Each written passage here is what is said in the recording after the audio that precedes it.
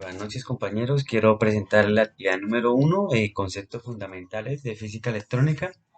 Mi nombre es Jorge Leonardo Villamizar Torres. Este es mi comprobante. Mi cédula está en trámite. Este es mi denuncia ante la policía que se me perdió. Entonces, empecemos con la presentación. Bueno, vamos a ver cuatro conceptos fundamentales en esta presentación. El primero es carga eléctrica, el segundo es corriente eléctrica, el tercero es la tensión o el voltaje, que es lo mismo, y por último vamos a hablar de la potencia eléctrica, ¿sí? Entonces, ¿por qué debemos tener en cuenta estas cuatro conceptos? Porque son los conceptos fundamentales de la física electrónica, ¿sí? Listo, continuemos. Entonces, ¿qué es la carga eléctrica? Es una propiedad física propia de algunas partículas subatómicas que se manifiestan mediante fuerzas de atracción y de repulsión. Como ya sabemos, fuerzas iguales se repelen y fuerzas diferentes se atraen. ¿Listo? Eso para tenerlo en cuenta. Eh, Respecto a la carga eléctrica. Bueno, acá tenemos los responsables de todos los fenómenos eléctricos se llaman electrones. ¿Sí? Son los que se van moviendo en las partículas, son los que saltan en los átomos. ¿Listo?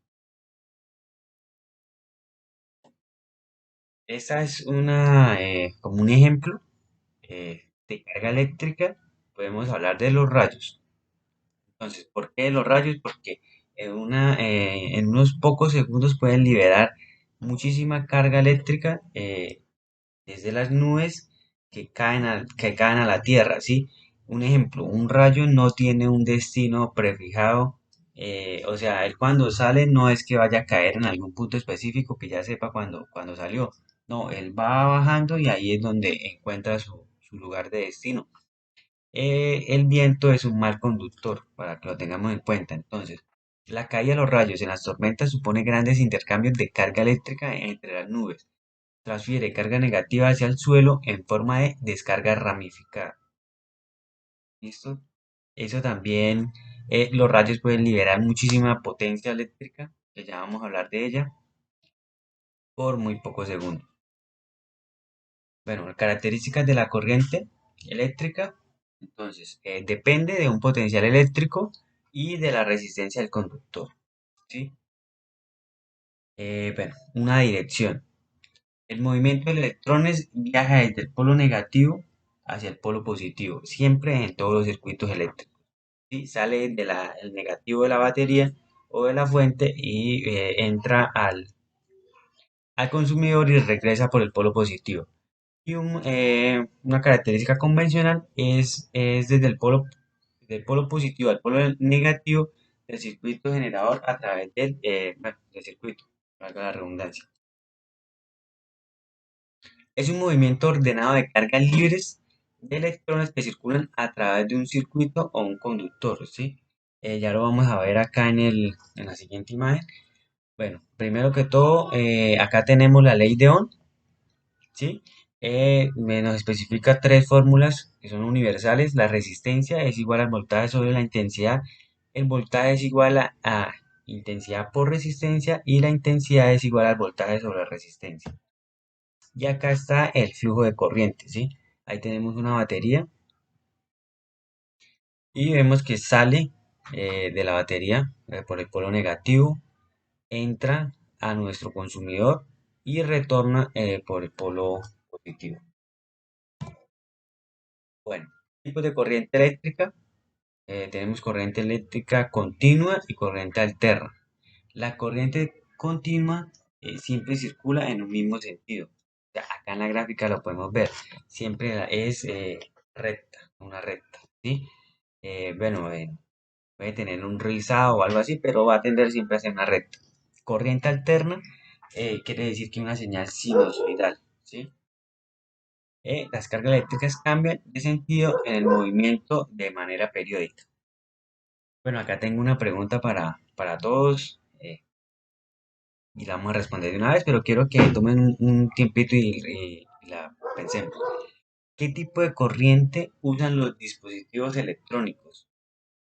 ¿Sí? Los dispositivos electrónicos llámese como un celular, un computador, ¿sí? Un reloj, algo así. Bueno. 2 segundos, 3 segundos. Listo.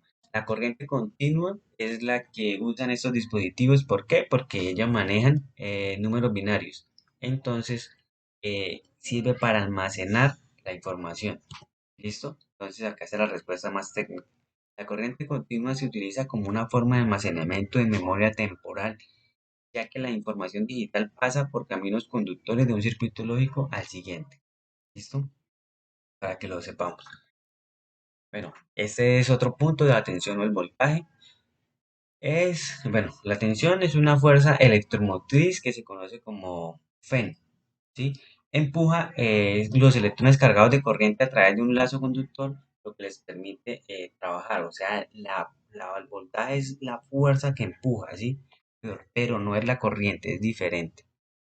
Y bueno, la tensión es la presión y se mide en voltios. ¿Listo? Bueno, la diferencia potencial entre potencia eléctrica es el trabajo para lograr moverla entre dos puntos determinados, ¿sí? Como la expliqué ahorita, es la fuerza. Bueno, esto es un ejemplo, una analogía hidráulica. Eh, la tenemos en la imagen tres señores que quieren simular como la ley de Ohm, o sea, cuando se juntan las tres magnitudes de la ley de Ohm, valga la redundancia, el voltaje, que es el que empuja, la resistencia, el que no quiere dejar pasar, y la corriente, el que fluye, ¿sí? Entonces, este es un equivalente en un dispositivo hidráulico.